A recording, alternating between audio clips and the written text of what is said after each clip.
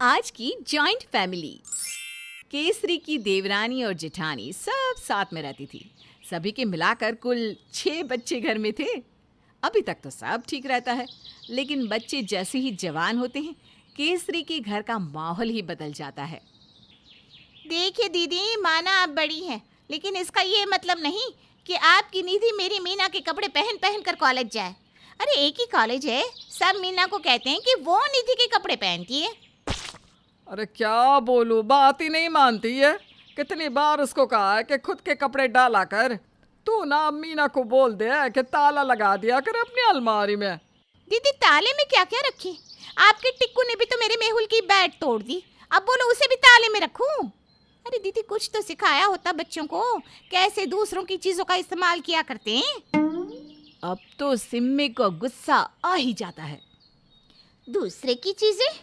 अरे तेरा पति जो पढ़ लिख कर साहब बना है ना, वो मेरे ही पति के पैसों से।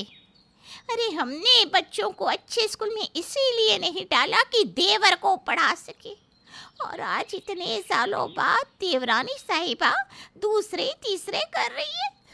यही दिन बाकी रह गए थे देखने। तभी दोनों की बेटियां आ जाती है। क्या हो गया माँ, क्यों रो रही है? तेरे कारण।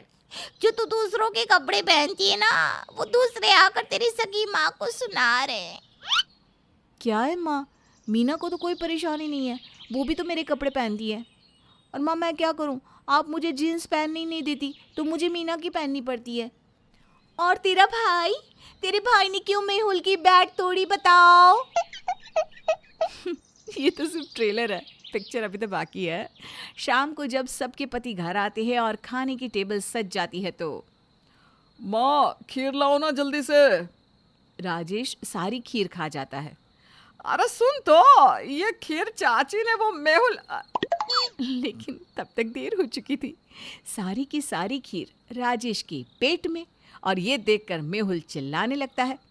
क्या है राजेश, शर्म नहीं आती? कितने दिन बाद बोल बोल कर तो घर में खीर बनी थी। न जाने क्यों सब मेरे ही बेटे के पीछे पड़े रहते हैं। कोई उसकी खीर खा लेता है, कोई बैट तोड़ देता है। भाभी और केसरी दोनों सुन लो, आप दोनों मिली हुई हो। आप लोग चाहती ही नहीं कि मैं इस घर में रहूं। हम नहीं चाहते। अरे एक कटोरी खीर कौन बनाता है? हाँ हाँ, घर में तो दूध की नदियां बह रही है ना। खाना सबको है, लेकिन लाना किसी को नहीं। सब मेरे पति लाए। अरे 4 पैसे ज्यादा कमाता है तेरा पति, इसलिए लाता है। और ये परिवार है, यहाँ मेरा तेरा कुछ नहीं होता। 4 पैसे ज्यादा कमाता है तो अपनी मेहनत से कमाता है, किसी का चोरी करके नहीं लाता। और मेहनत तो कोई भी कर सकता है। तभी रानी का पति आ जाता है, हाथ में राशन का ढेर सारा सामान लेकर। भाभी, ओ भाभी, ये लो सामान, और कुछ चाहिए होगा तो व्हाट्सएप कर देना। भाभी जल्दी से कुछ खाने को दे दो ना, भूख लगी है। सिमी रानी को देखती है, जैसे बोल रही हो, देखा ज्यादा पति पति करती है ना, ये परिवार है और यहाँ सब एक है। मैं लाती हूँ खाना। अरे नहीं नहीं, भाभी देंगी। तुम ना मेरे कपड़े पैक कर दो, 2 दिनों के लिए टूर है मेरा। और राजेश क्या बात है, बड़े हैंडसम लग रहे हो।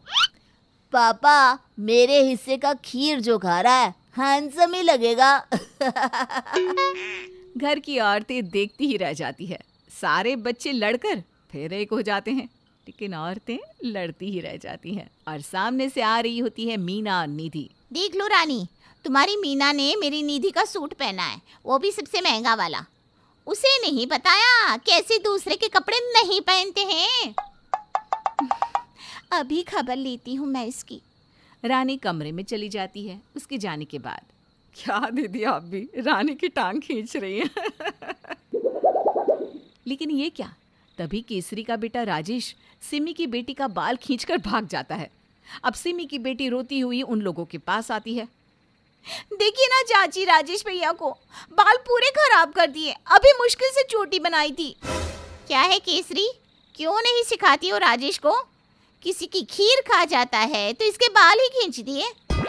अरे दीदी, दोनों बड़े बड़े बच्चे हैं, कॉलेज जाते हैं, कोई छोटे बच्चे थोड़ी ना है। ला निधि, तेरी चोटी मैं बना देती हूँ। रहने दे केसरी, कुछ नहीं सिखाया तूने राजेश को कि दूसरों की बच्चियों के बाल नहीं खींचते। दूसरे के बच्चे? अरे एक घर में चाचा ताऊ के बच्चे क्या दूसरे घर के बच्चे होते हैं?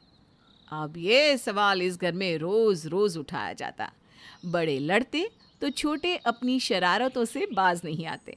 फिर एक रोज केसरी अपनी देवरानी जेठानी के साथ बैठी होती है कि सभी बच्चे तैयार होकर कहीं निकल रहे होते हैं। अरे राजेश, कहाँ जा रहे हो? और निधि, तुम राजेश के साथ कहीं नहीं जाओगे। राजेश मना किया था ना निधि से बात करने के लिए। क्यों चाची जी, क्यों भैया मुझसे बात नहीं करेंगे? अरे तुम्हारी मम्मी ने कहा है कि राजेश को निधि से बात करनी नहीं आती। अच्छा ताई, निधि को एक लड़का पसंद है और वो उससे मुझे मिलवाने ले जा रही है। मुझे कुछ मानती है तभी ना। थोड़ी देर के बाद मोना आ जाती है, साथ में होता है मेहुल। मेहुल मोना न जाने मोबाइल पर क्या देखकर बातें कर रहे होते हैं। तभी रानी बोल पड़ती है। क्या देख रहे हो तुम दोनों? माँ देखो ना, भैया ने कैसे मेरी आईडी जो कि हैक हो गई थी ना उसे बचा लिया। माँ देखो, अगर भैया ने मेरा अकाउंट ठीक नहीं किया होता तो क्या हो जाता। मेरी फोटोज कोई मिसयूज भी कर सकता था। सिमी मोना की बात सुनकर चुप हो जाती है। शादी ब्याह हो या फिर किसी का कोई फंक्शन, सारे बच्चे एक साथ रहते, लेकिन घर वाले? आज तो मैं अपने बच्चों के लिए पानी पूरी बनाऊंगी। बाहर का खाना अब इन लोगों का बिल्कुल बंद। बड़े बड़े हो गए लेकिन अकल ही नहीं इन लोगों को। तभी केसरी की बेटी आ जाती है। वो कॉलेज के लिए निकल रही थी। ताई जी, माँ कहाँ है? अब मुझे क्या पता तेरी माँ कहाँ है, सारा दिन तो कमरे में ही बंद रहती है। ताई जी, क्या बना रही है? मैं भी खाऊंगी। हाँ हाँ, क्यों नहीं। तुम्हारी माँ सारा दिन कमरे में होंगी और मैं सबके लिए खाना बनाऊं है। तभी केसरी आ जाती है। अरे मैं बना दूंगी तेरे लिए, हर बार क्यों मांगती है दूसरों से खाना? सिमी अपने बच्चों के लिए गोलगप्पे बना देती है और बच्चे सीधे प्लेट लेकर पहुंच जाते हैं अपने दूसरे भाई बहनों के पास। आओ आओ, गोलगप्पे खाते हैं। माँ, हम कमरे में नहीं, यहाँ हॉल में बैठकर ही खाएंगे। माँ आप भी मदद कर दो ना। वो क्या है ना, चाची थक जाएंगी इतना सारा अकेले बनाते बनाते। केसरी सिम्मी के साथ गोलगप्पे बनाने लगती है कि तभी बाहर से फिर से लड़ने की आवाज आने लगती है। मेरे बच्चे तो खैरियत से खाना भी नहीं खा सकते। न जाने लोग अपने बच्चों को तमीज क्यों नहीं सिखाते। कहने को 20-20 साल के हो रहे हैं लेकिन अकल रत्ती भर नहीं है। दोनों बाहर आती हैं तो सभी हंस हंस कर बातें कर रहे थे।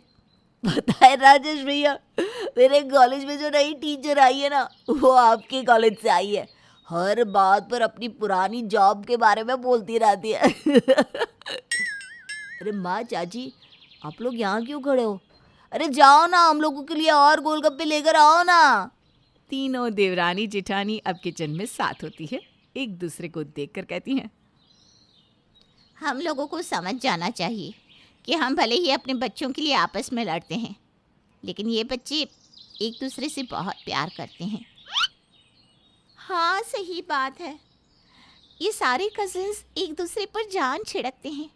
हम तो फालतू में ही इन लोगों के लिए लड़ते रहें। ये ना बिना किसी के खा सकते हैं ना सो सकते हैं। ये सब एक दूसरे के लिए हमेशा खड़े रहते हैं। ज़रूरी नहीं कि सगा भाई बहन का ही प्यार प्यार होता है। चाचा ताऊ बुआ मामा के बच्चे भी अपने भाई बहन ही होते हैं। वो दोस्त भी होते हैं और परिवार भी। तभी मेहुल आ जाता है। साथ में होते हैं राजेश, मोना और निधि। बिल्कुल सही, हम सब एक दूसरे के बिना रह ही नहीं सकते। अच्छा है कि ये बात आप लोग समझ गए और अब इस घर में कम से कम हम लोगों के लिए तो लड़ाई नहीं होगी, क्यों?